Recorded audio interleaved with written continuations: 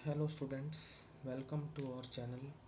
Students, आज हम class 11 का पॉलिटिकल साइंस का पेपर सॉल्व करेंगे। Code number 2315 of HPSC Haryana board का जो है एग्ज़ाम हुआ था आज क्लास 11 पॉलिटिकल साइंस का, उसका पेपर हम देखते हैं। इंस्ट्रक्शंस आप स्वयं देख सकते हैं, आपने देख लिए होंगे। अब हैं वस्तुनिष्ठ प्रश्न, ऑब्जेक्टिव टाइप क्वेश्चंस। क्वेश्चन 1 है, दिए गए 4 विकल्पों में से सही विकल्प का चयन कीजिए। Choose the correct option from the given 4 options. First है द पॉलिटिक्स, रचना है ए प्लेटो की, बी हॉब्स की, सी जॉन लॉक की, डी अरस्तु की। The politics is a creation of A Plato's, B Hobbes, C John Locke's, D Aristotle's. तो students, यहाँ पर आपका जो आंसर होगा वो होगा अरस्तु की। तो the politics is a creation of Aristotle's, अरस्तु आपका राइट आंसर है। द पॉलिटिक्स रचना है अरस्तु की। सेकंड पर चलते हैं। मनुष्य स्वतंत्र उत्पन्न होता है किंतु हर जगह बेड़ियों से बंधा हुआ है। यह कथन किस प्रसिद्ध विद्वान का है? A.J.S. मिल का, बी अरस्तु का, सी प्लेटो का, डी रूसो का। Man is born free but is bound everywhere by fetters. Which famous scholar has this statement? A.J.S. Mill, B. Aristotle, C. Plato, D. Rousseau। तो वही राइट आंसर है आपका जैक्स रूसो जो है, जे रूसो भी कहते हैं, जैक्स जीन रूसो। तो डी ऑप्शन आपका राइट है। इसके बाद क्वेश्चन 3 है, वितरणात्मक न्याय का प्रमुख प्रवर्तक किसे माना गया है? ए रूसो को, बी जॉन रॉल्स को, सी मैकियावली को, डी जॉन लॉक को। Who is considered to be the main promoter of distributive justice? A Rousseau, B John Rawls, C Machiavelli, D John Locke. तो वितरणात्मक न्याय के जो प्रमुख प्रवर्तक हैं वो हैं John Rawls. B option right है। क्वेश्चन 4 है अब आपका, राष्ट्रवाद का प्रमुख निर्णायक तत्व है। पहला है भौगोलिक एकता, दूसरा है सांस्कृतिक समानता और तीसरा है भाषाई एकता, और डी है उपर्युक्त सभी।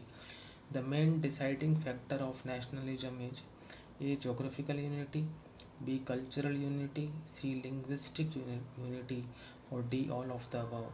तो राष्ट्रवाद के तीनों ही जो है प्रमुख निर्णायक तत्व हैं, तो आंसर हो जाएगा उपर्युक्त सभी यानी all of the above. D option is correct. अब चलते हैं हम नेक्स्ट पर, जो कि है आपका 5वां।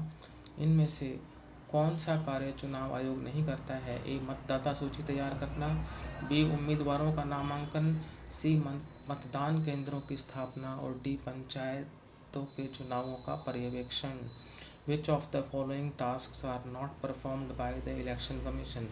A. Preparing the electoral rolls, B. Nomination of candidates, C. Setting up polling booths, D. Supervising the panchayat elections।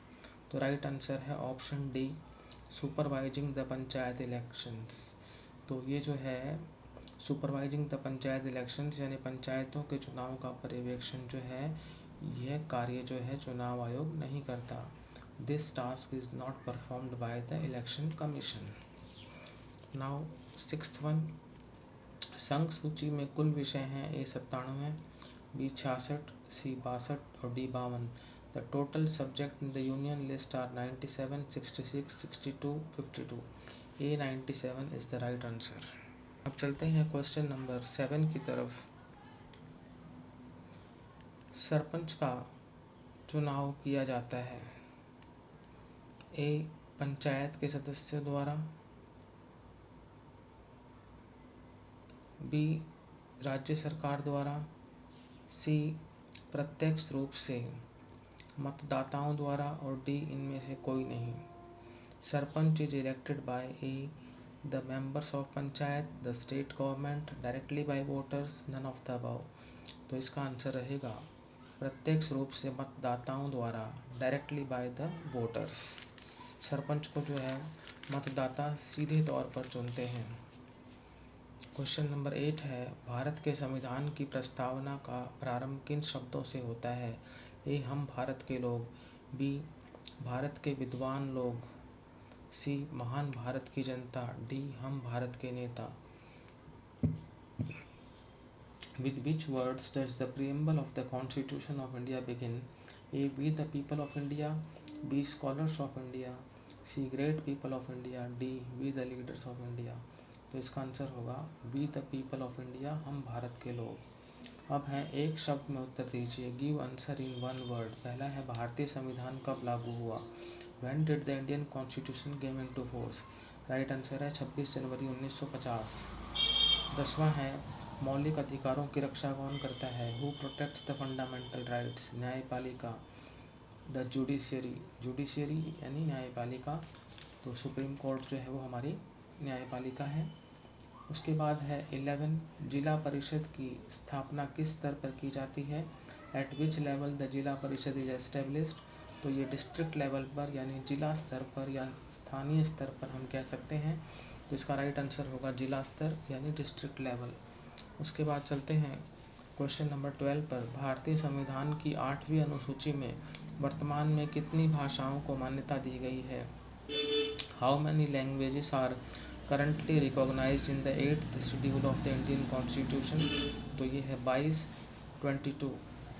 Languages जो हैं, 22 भाषाओं को जो है भारतीय संविधान की 8वीं अनुसूची में मान्यता दी गई है। इसके बाद है रिक्त स्थानों की पूर्ति कीजिए, fill in the blanks. Question number 13 मानवाधिकारों की सार्वभौमिक घोषणा डैश में की गई? Universal Declaration of Human Rights was made in? तो इसका आंसर होगा 10 दिसंबर 1948, 10 दिसंबर 1948। क्वेश्चन 14 है नागरिकता के डैश प्रकार होते हैं? There are dash types of citizenship? तो नागरिकता जो है वो 2 प्रकार की होती है। एक होती है गहरी नागरिकता और एक होती है दोहरी नागरिकता, सिंगल सिटीजनशिप और डुअल सिटीजनशिप। उसके बाद है आपका क्वेश्चन नंबर 15 अनुच्छेद डैश में भारत को राज्यों का संघ कहा गया है? Article dash refers to India as a union of states? तो वो है आपका अनुच्छेद 1 यानी आर्टिकल 1। क्वेश्चन नंबर 16 है प्रस्तावना संविधान का अभिन्न डैश है? Preamble is an integral dash of the constitution? तो प्रस्तावना जो है वो संविधान का अभिन्न अंग है, प्रियम्बल जो है वो कॉन्स्टिट्यूशन का इंटीग्रल पार्ट है। तो स्टूडेंट्स हमने जो है आज मोस्ट जो इम्पोर्टेंट क्वेश्चंस वो 1 मार्क के ही होते हैं वो हमने सॉल्व कर दिए हैं 16 क्वेश्चंस। तो 16 मार्क्स के आप अपने आंसर्स जो है मैच कर सकते हैं। यदि आपको ये वीडियो अच्छा लगा है तो इसको लाइक करें, शेयर करें, चैनल को सब्सक्राइब करें। Thank you.